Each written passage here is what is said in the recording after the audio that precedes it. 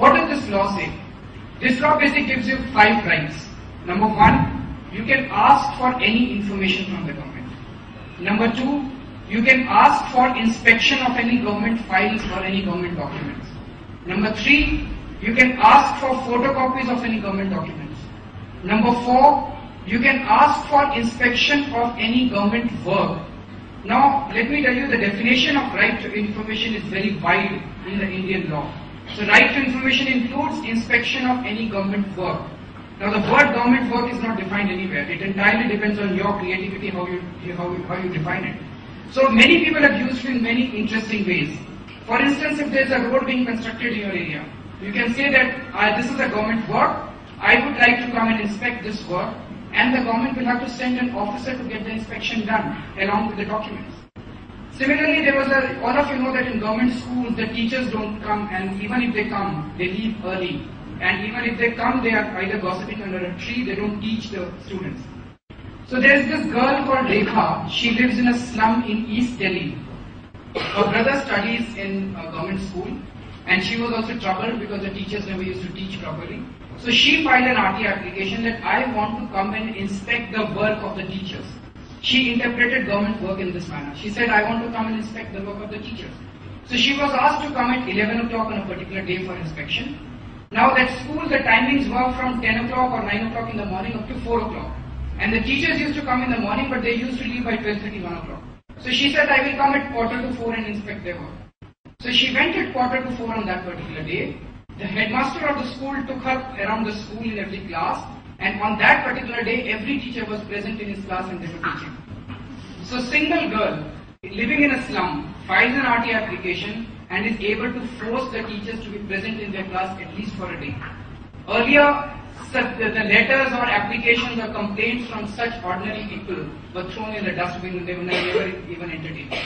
Similarly, there is another case where an RTI application was filed by a poor person in Food and Supply Officer's office. And this person said that I would like to come and inspect the work of a Food and Supply Officer.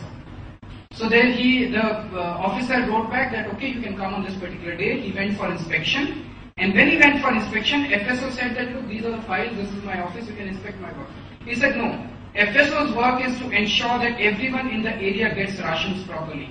So come with me, we will go to the area and we'll ask people whether they're getting rations properly and whether you're doing your work properly or not. So he sent an inspector and they went to about 20 houses asking everyone, are you getting rations, are you getting rations, are you getting rations?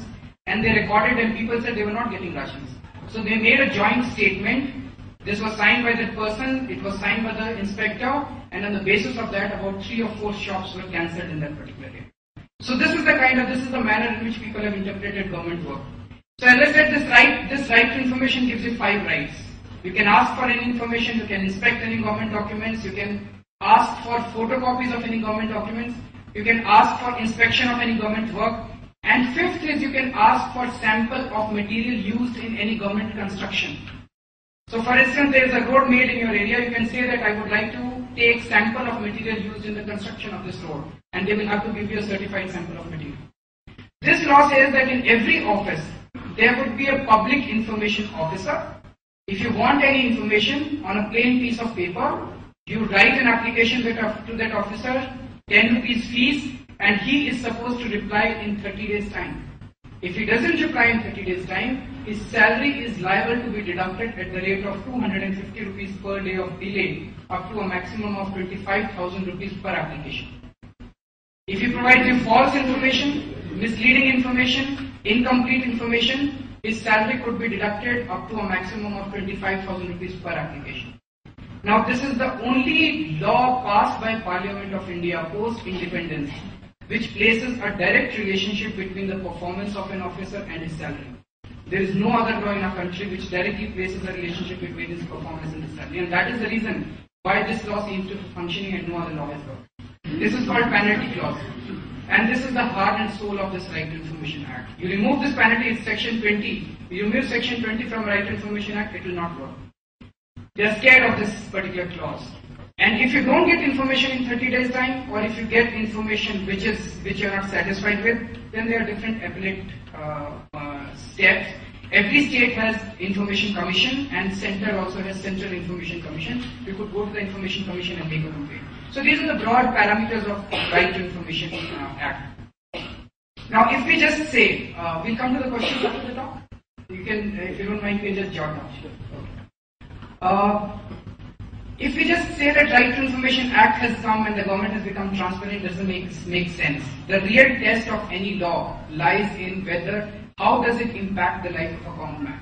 Does it simplify the life of a common man? So I'll give you a couple of examples to show how this is a great tool in the hands of ordinary people, how it has empowered ordinary people. First of all, I would like to know how many of you have paid bribes so far. My God, there's a lot of people here. And there would be many more people who have faced demands for bribe. I mean, there will be many more people who faced demands for bribe, but they resisted it. For the first time, Right to Information gives us an option not to pay bribes and not to suffer harassment. If you have any legitimate work pending in any government department and they are not doing it either for expectation of bribe or they are not doing it because it's simple bureaucratic lethargy, now you don't need to pay bribes in India. Use RTI, it is more effective than bribery. I'll give you the example of a person called Nannu. Nannu is a daily wage laborer. He had a ration card. He lost his ration card. He applied for a duplicate ration card in January 2004. According to the rules, you should get your duplicate ration card in 10 days' time. But he kept on running around for 3 months, they didn't give his card.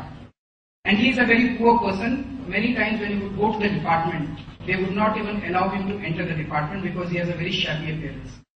3 months later, he made a Right to Information application, submitted that application, and within 4 days of his submitting the application, the inspector came to his house and said that Nannuji, your card is ready, why don't you come and collect it? When Nannu went to collect his card, the food and supply officer, who is the head of a district, he escorted Nannu to his room, offered him tea, gave him his card, and said, this is your card, please take back your application under Right to Information Act.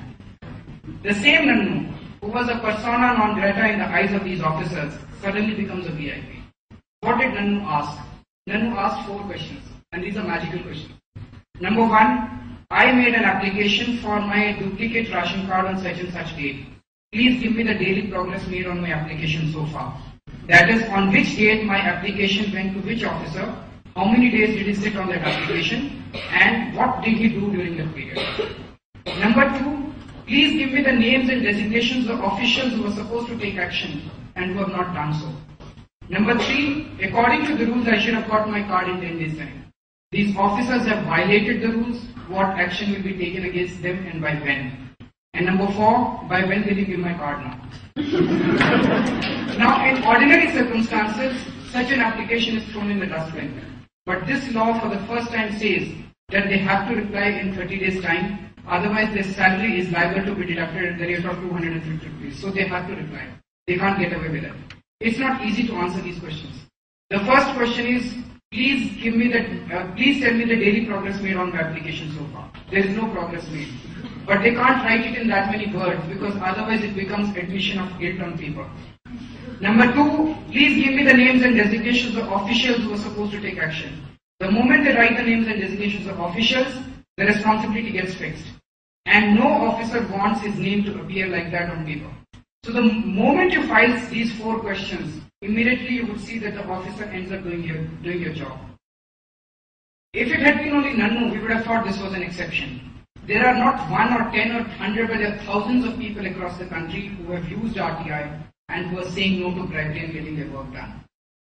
About 2 years back, there was a person called Prem Sharma. He applied for a passport.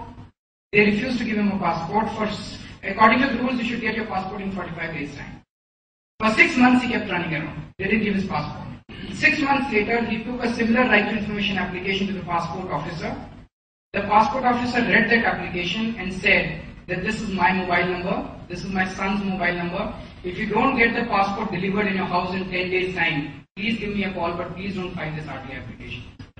That is the kind of power that this law gives in the hands of very ordinary people. And there are thousands and thousands of such examples where people are using RTI. We did a campaign called Drive Against Bribes campaign in July 2006, where a call was given to the nation that now you don't need to pay bribes in India. Use RTI, it is more effective than bribery. And in those 15 days, 1st July to 15th July 2006, there were about 700 organizations who participated. And in 55 cities, about 1,500 volunteers set up help desks to help people in filing RT applications. About 22,000 people filed RT applications asking for their income tax refunds, their passports, their various other things in different departments. And there are large number of success stories which poured in from different cities. And I'll just share some of the things that, for instance, in Delhi, in those 15 days, our volunteers set up a table and chair outside the office of one of the SDMs, SDM Nandanagri. So in SDM's office, I don't know whether you know that there are 17 types of certificates that an SDM is supposed to issue: marriage certificate, birth certificate, death certificate, old age, income certificate, caste certificate. There are 17 types, and you can't get any certificate without paying bribes. So, and these certificates, most of these certificates are taken by very poor people. So most of the poor people have interaction with the SDM's office.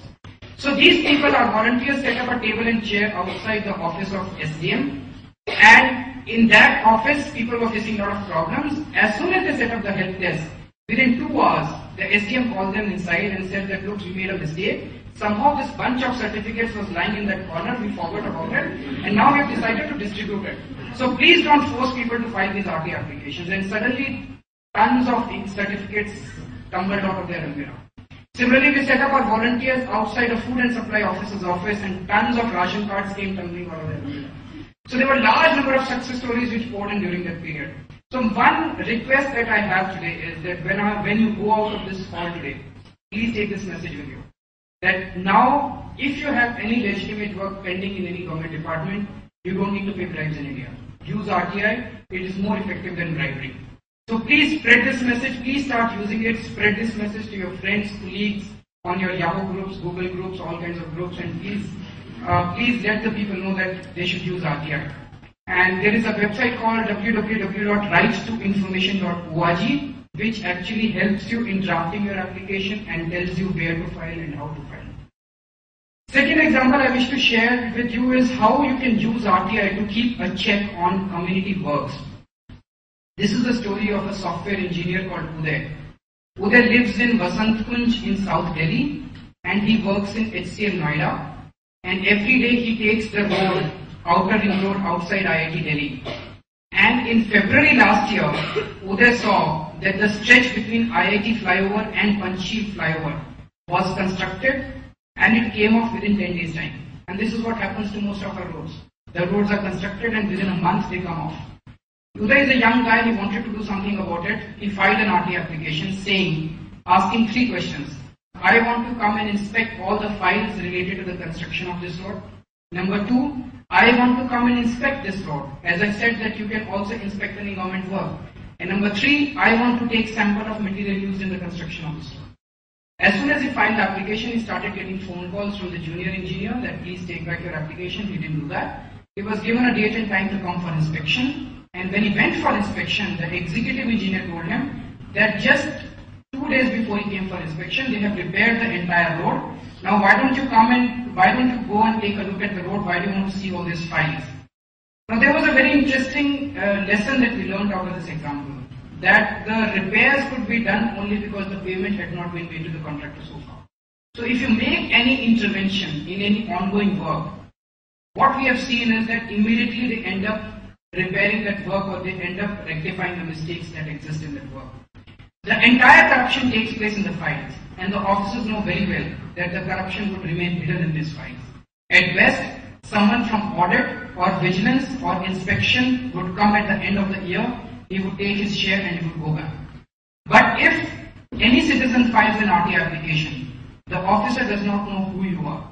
He does not know whether you are an engineer or you are literate, you are illiterate. There is a fear of unknown. The information is not going out in public domain. He does not know what you will do with that information. Whether you are going to give it to CBI, you will give it to the media, you will go to the court, you will give it to police. He doesn't know what you will do with the information. So as soon as you file an RT application, what we see is that many things start falling in place. They make 100 meters of road, but they make payment for 400 meters.